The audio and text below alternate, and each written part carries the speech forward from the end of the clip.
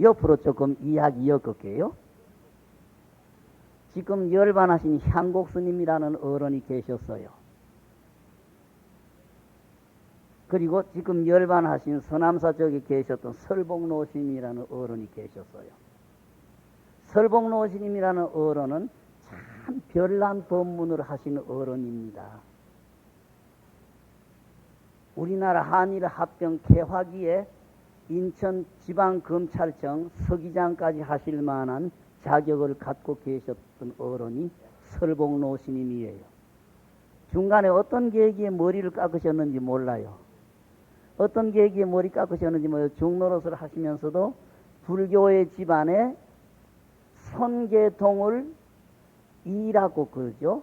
선이나 교계통을 이라고 그러고 살림살이든지 이 모든 바깥의 일을 사라고 그러죠. 설복노스님은 이와 사에 참 밝았던 어른입니다. 근데 이 어른의 법문은 초기에는 안 그랬는데 노련에 오시면서 이 어른의 법문이 참 괴상한 쪽으로 도저히 우리로서는 상상도 이해도 못하는 법문으로 뒤바뀌었어요.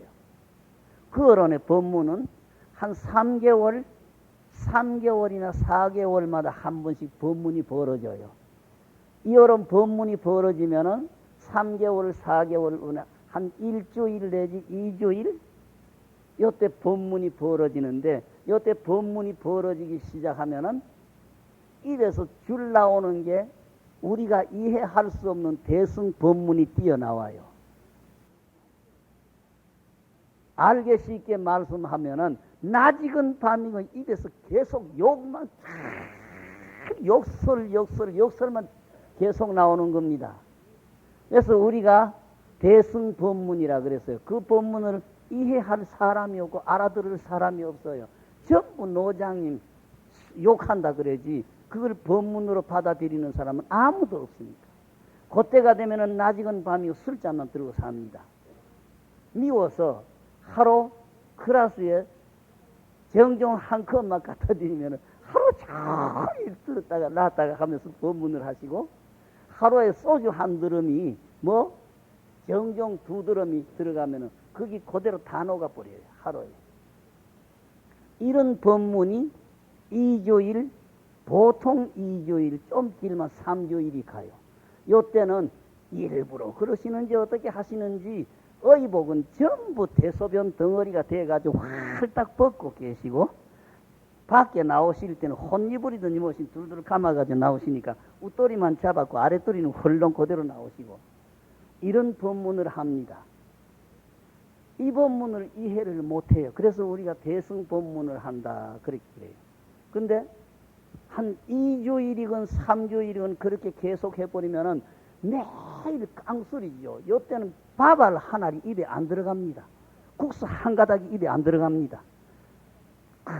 술잔만 깡술잔만 가지고 들어가니까 피부가 새카맣게 타요. 인자 그 법문이 끝날 때가 되면은 시자에게 머리 깎으로 물 디펴라 그래요. 머리 깎으로 물 디펴라 하면 인자 법문 끝났다는 신호예요. 딱 머리 깎아 드리면은 그날부터 시작해서 이제 가사장사모소 하시고 한평생 상은 안 차려 잡사요. 큰 방에 대중 자리 와서 꼭 바르고 그냥 참석하시고 아파서 몸을 못 이기셔도 상처리다 주면은 나를 속인 노릇 하라 하느냐고.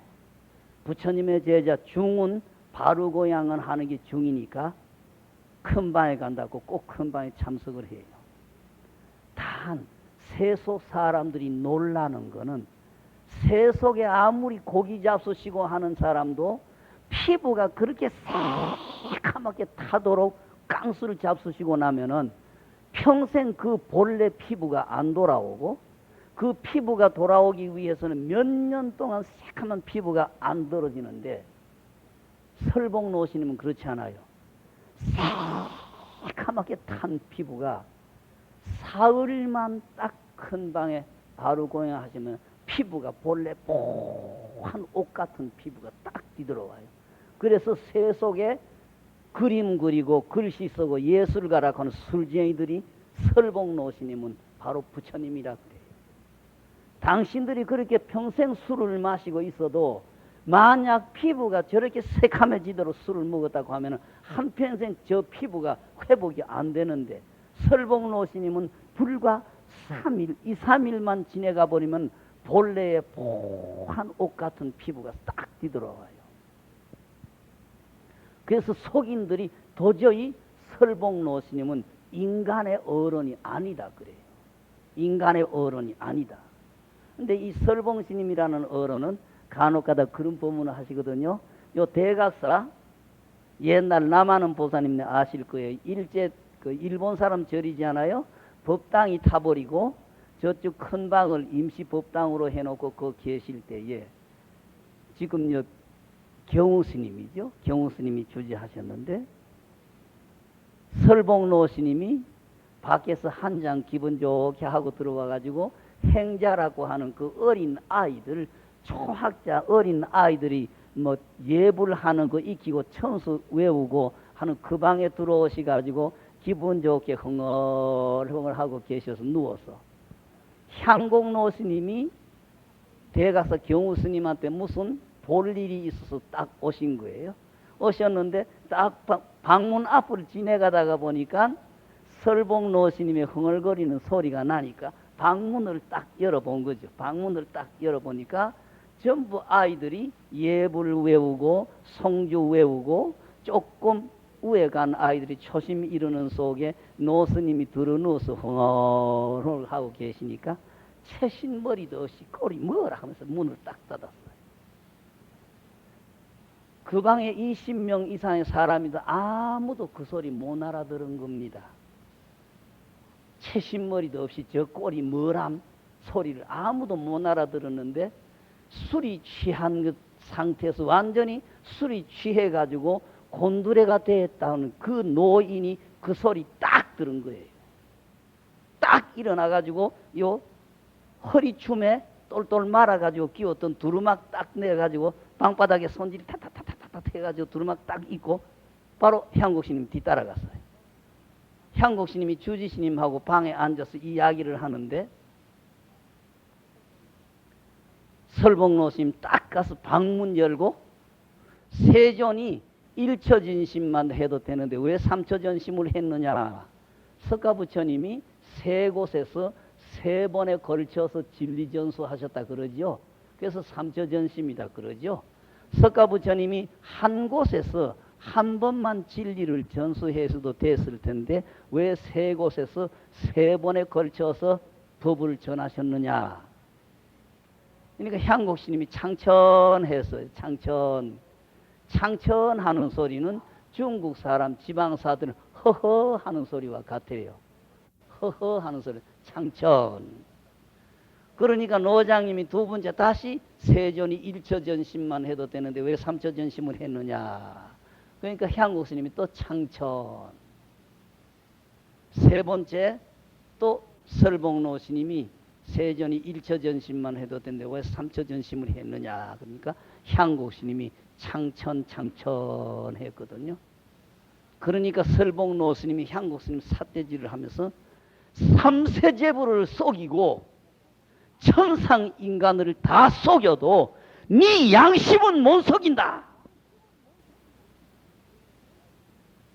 이 자리에 계시는 우리가 언제나 남 속이는 것 같지만 내가 속는다는 이야기입니다. 여러분의 양심은 못 속여요. 여러분이 여러분을 못 속여. 어떤 자리에서 남에게 거짓말하고 뭘 해도 내 자신이 나를 못 속입니다.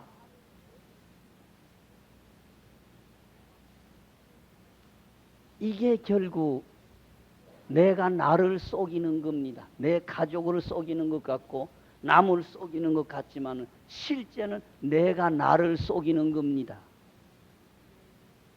불교인은 이 점을 명심을 해야 됩니다.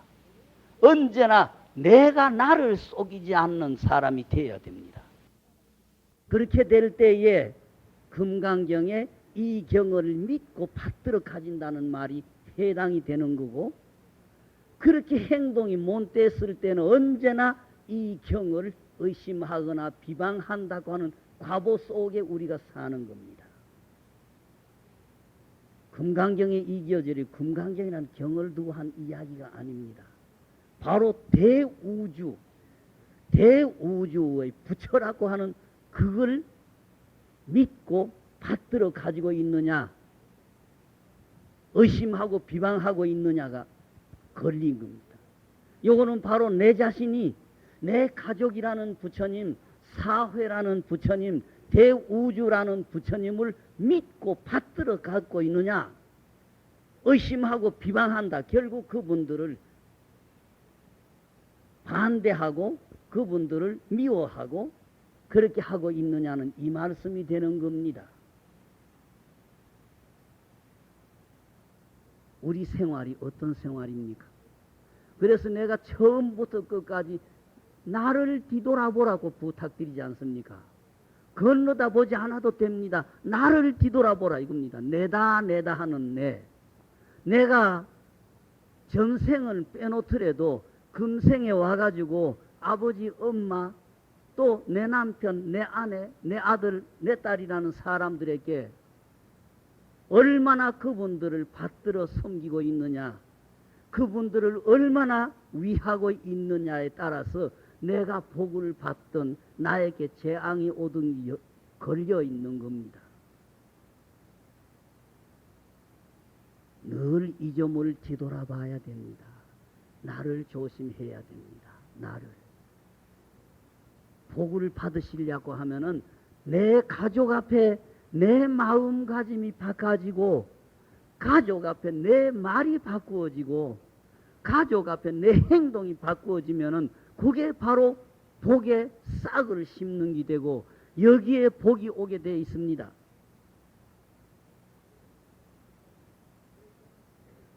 그렇게 하기 위해서는 꽃송이 한 송이가 나에게 지금 무슨 소리를 해주고 있고 무슨 말을 해주고 있는가가 알아듣도록 되어야 됩니다. 과일 한 개가, 쌀알 한 토리가 나한테 무슨 이야기를 해주고 있는가를 뒤돌아봐야 됩니다.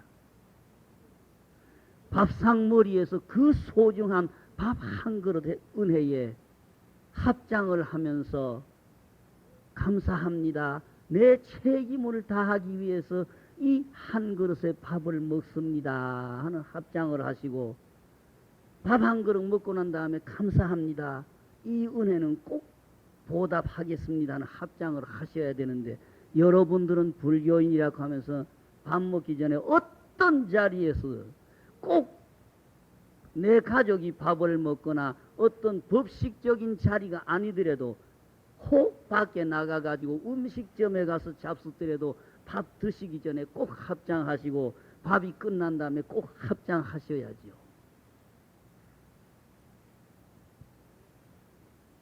내 아이들에게도 이걸 가르쳐야죠. 밥알 한 알이 얼마나 무섭습니까? 내가 늘 하는 소리입니다. 또 남의 흉 볼게요. 남의 흉 보는 거는 남의 흉이 아니고 우리도 조심해야 된다는 이야기예요. 그래서 내가 늘 부탁해요. 우리나라도 공깃밥을 먹어라. 가족 사이에 공깃밥을 먹어라. 그릇밥을 먹으면 언제나 뒤에 남게 돼요. 밖에 계시는 분들이 그릇밥을 잡수시면서 밥 많다고 덜어놓고 잡수시는 분은 거의 없어요. 난가나요. 밥그릇에 밥을 남기는 게 얼마나 무서운 복을 터는지 생각을 해보셨습니까? 그러니까 공깃밥을 먹으면은 적으면은 덜어서 먹고 하게 되니까 먹던 밥그릇에 밥을 남가서 내보내는 일은 없어요. 그리고 그릇밥을 먹더라도 꼭 그러세요. 마늘상 싶으면 미리 덜어놓고 먹으라고. 모자라면 다시 먹더라도 밥을 미리 덜어놓고 먹지, 먹던 밥은 절대 남기지 말아라고요. 우리나라에는 고약한 풍속이, 양반이니 뭐니 해서 고약한 풍속이 내려서 내 자신도 어렸을 때 밥을 끝까지 먹어서는 안 되고 한 숟가락 두 그릇 남가야 된다, 예의로 그걸 남구는 법이다, 그렇게 배웠어요. 내 자신도 그렇게 했어요. 근데 이게 참 나쁜 거예요. 밥그릇에 절대 밥을 먹다가 남기지 마세요. 미리 덜어 놓으시고 적으면 또 덜어서 잡수시더라도 절대 그릇밥을 먹으면서 남기지 마세요. 지금 흉보는 분이 세계적으로 유명한 국제 변호사님입니다. 우리나라 어른은 아닙니다. 부인은 우리나라 어른이에요. 우리나라에서 대학 졸업해가지고 가셨는데 관상을 보든지 사주를 보든지 참 복이 많은 어른이에요. 절대 그 어른이 망할 어른이 아닌데 우리나라 IMF가 오면서 그 나라에도 IMF가 오면서 쫄딱 망했어요. 그리고 나서는 이 어른이 허리를 못 펴요. 지금까지도 그 어른이 허리를 못 펴요. 지금은 곁에 친구들이 돈을 내가지고 아파트를 사줘서 그 아파트에 사는데 한참 잘 살 때는 식모들이 인도네시아든지 말레이시아 쪽의 식모들이 8사람, 9사람이 그 집에 식모로 있었습니다. 지금은 다 떨어져 나가버리고 모르지요. 요새 한 사람이나 붙들고 있는지 한 2사람이나 붙들고 있는지 모르겠습니다만 그 집에 식모로 들어간 사람은 2년이나 3년만 되면은 눈에 보이지 않는 도구를 탁탁 얻어가지고 가요. 주인은 내리 박혀지는데 그 집에 식모로 있던 사람은 2년, 길어도 3년이면은 튼튼하게 도구를 얻어가지고 나가서 잘 사는데 주인은 거꾸로 내리박이는 거예요. 근데 이 국제 변호사님이 자기 식탁에 남의 가족을 불러들이지를 않아요. 자기 식탁에, 자기 가족 식탁에 남을 불러들이지를 않아요. 언제나 남을 불러들이면 밖에 가서 좋은 자리에 가서 대접을 하지 자기 가족 식탁에 아무도 안 불러들여요. 한 번은 어떤 우리나라의 큰 스님 한 분을 모신 거예요. 식탁에다가. 식탁에 그 스님도 그 사람을 잘 알고 늘 그쪽 나라에 가시면은 그 집에 신세도 지고 그쪽 사람들하고 거래가 있었는데 저 사람이 사주를 보든지 관상을 보든지 망할 사람이 아닌데 망해가지고 못 일어나거든요. 도대체 왜 저럴까? 저럴 사람이 아닌데 왜 저럴까? 그리고 있던 차에 그 식탁에 가족 식탁에 초청을 받았으니까 그 집에 뭘 잘 못하는 게 있어서 그럴까? 요번에 가면 조금 주의해서 봐야 되겠다. 그 집 가족하고 안에서 어떻게 하기에 저 사람이 저렇게 허리가 꺾어져서 못 일어날까? 딴 탈은 아무것도 없더라는 이야기입니다. 그 집 선생님이 밥 먹은 다음에 밥그릇에 밥 한 숟가락 될까 말까를 딱 붙여서 내보내더라. 아, 탈은 저 탈이다. 그래서 끝난 다음에 부인에게 전화를 해서 당신 남편이 오늘 처음으로 그렇게 밥을 남가 보내나 어떠노? 습관적으로 남가냅니다. 그게 잘못이다. 당신 남편에게 부탁해서 그 버릇을 없애라고 해라. 마지막 그릇 한 그릇 밥을 먹고 한 숟가락 딱 붙여내 보내는 거 거기 나쁘니까 못하도록 해라. 부인이 까물까물 하니까 부인하고 마상에 앉아서 식탁상에 앉아서 아들 둘하고 내외간 뭡니까? 부인 건너다 보는 쪽으로 밥을 남구면 표가 나니까 부인 안 보이는 쪽으로 그릇 저쪽 쪽으로 밥을 한 숟가락 딱 붙여서 남구는 거예요. 그 부인이 자기 남편의 밥인데 그 한 숟가락 남아 나오는 밥이 더러워서 죽었으면 죽었지 못 먹겠다는 거예요. 밥그릇에 자기 먹던 밥그릇에 밥 한 숟가락 딱 남가서 보내는 게 그렇게 무서운 영험이 있는 겁니다. 그래서 내가 어떻든 우리나라 사람들이 그릇밥을 먹으니까 그릇밥을 먹을 때 미리 많으면 덜어놓고 먹어라. 영 안 되거든. 가족끼리 공깃밥 먹이면은 그런 불상사는 없는데 내 먹던 밥그릇에 밥 한 숟가락이나 2숟가락 딱 남겨서 보내는 것 해로우니까 절대 하지 말아라요. 그 대신 밥그릇에 아이들이라고 해서 밥그릇에 밥알 띡띡띡띡 붙여 보내는 거, 이거 절대 시키지 마세요. 끝까지 물을 붓든지 어떻게 해서 그 밥알 하나라도 붙여서 보내지 말고 지가 끌고 먹도록 시키십시오. 밥알 하나를, 밥알 한 숟가락이 이렇게 무서운 영험을 갖습니다. 이게 법계예요.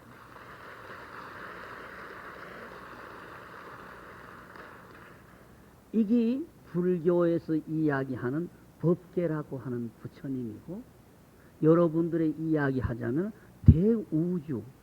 대우주라는 건 이렇게 무서운 거예요. 밥알 하나를, 밥 한 숟가락에 그 얽힌 영험 휘초리가 이렇게 무서운 거예요. 그러니까 아까 부탁드렸어요. 밥은 배가 고파서 먹는 게 아닙니다. 남들 앞에 움직이는 내가 남들 앞에 해골이 돼가지고 가면은 아무리 친한 사람도 한 번, 두 번이 싫어해. 그 사람들 앞에 내 얼굴 조금 치료하고 내 책임을 다하기 위해서 먹는 게 밥 한 그릇이라는 걸 생각하시고, 이거는 배가 고파서 먹는 게 아니고 내가 내 몸 조금 치료해서 내 책임을 다하기 위해서 먹는 게 밥이라는 걸 생각하시고 밥상에서는 꼭 합장하세요. 그리고 내가 절에 다닌다 보다도 내 가족에게 밥 한 그릇, 밥 한 그릇이 얼마나 소중하고 얼마나 무서운 거라는 이야기를 드리면서, 가족들도 밥상머리에서는 꼭 합장하는 게 쑥스러운 모습은 아니잖아요.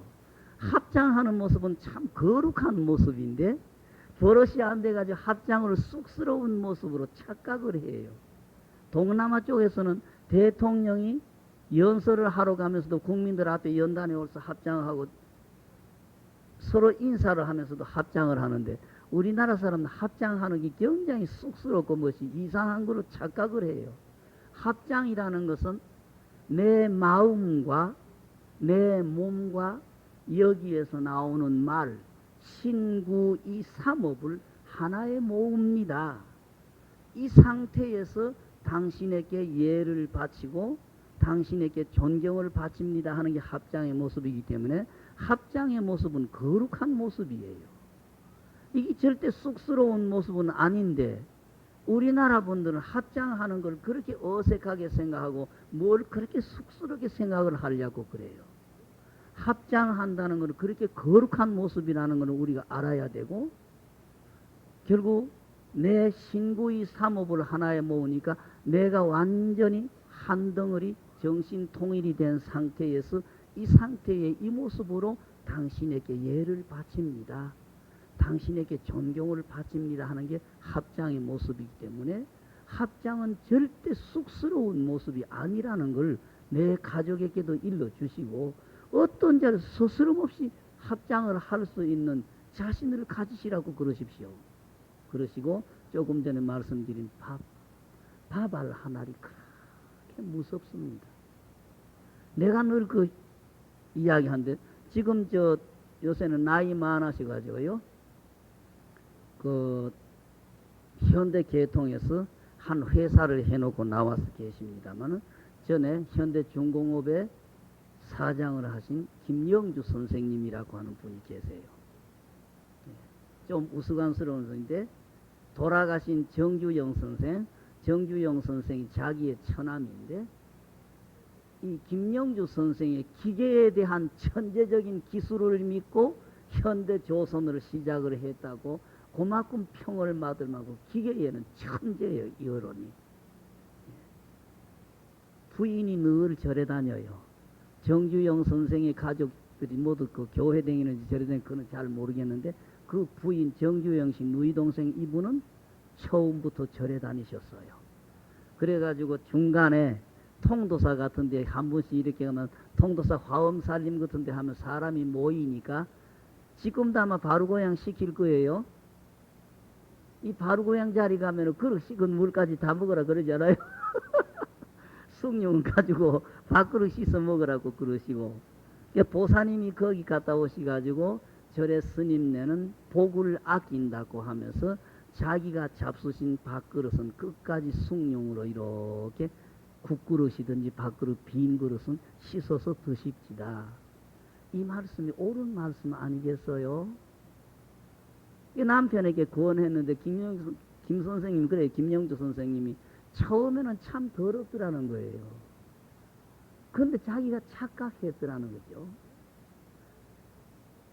내 밥그릇, 내 국그릇은 처음부터 끝까지 부인의 젓가락이 한 분 들어온 것도 아니고, 부인의 숟가락이 한 분 온 것도 아니고, 아들의 젓가락이 한 분 온 것도 아니고, 숟가락 처음부터 끝까지 내 숟가락하고 내 젓가락만 가서 붙은 그릇인데, 이거 더럽다고 생각하면 내가 먹은 밥 한 그릇이 뭐라는 이야기냐? 내 착각이었었다 이거예요. 그 말은 꼭 복을 아껴야 된다는 그 말씀 참 옳다고 생각해서 그 다음부터는 한다 그래서 지금도 그분은 집에서 외상을 차려 잡수시건 가족끼리 상을 차려 잡수시건 자기가 먹은 빈 그릇, 밥그릇, 국그릇, 나물그릇, 빈 그릇은 숭늉으로 꼭 가셔서 드십니다. 지금도 그래요. 자기 집에서 먹는 혼자 회사 쪽에서 늦게 들어오셔가지고 혼자 잡사도 꼭 빈 그릇은 숭늉으로 2번, 3번 가셔서 드십니다. 이분이 가장 싫어하는 게 부하 직원들하고 구내식당에서 밥 먹는 걸 가장 싫어해요. 당신은 그 밥알 하나를 밥그릇에 붙어서 보내는 게 그렇게 겁이 나서 발발발 떨어서 숭늉으로 끝까지 2번, 3번 가서 먹는데 부하 직원들이 밥 먹는 거 쳐다보면은 저 사람들이 무슨 복이 저렇게 넘쳐가지고 그 밥알을 함부로 하고 찬 같은 걸 마구제비로 하는가 보면은 소름이 끼친다는 거예요. 그래서 이 어른이 제일 싫어하는 게 구내식당에서 부하 직원들하고 밥 먹는 게 제일 싫다는 이야기죠.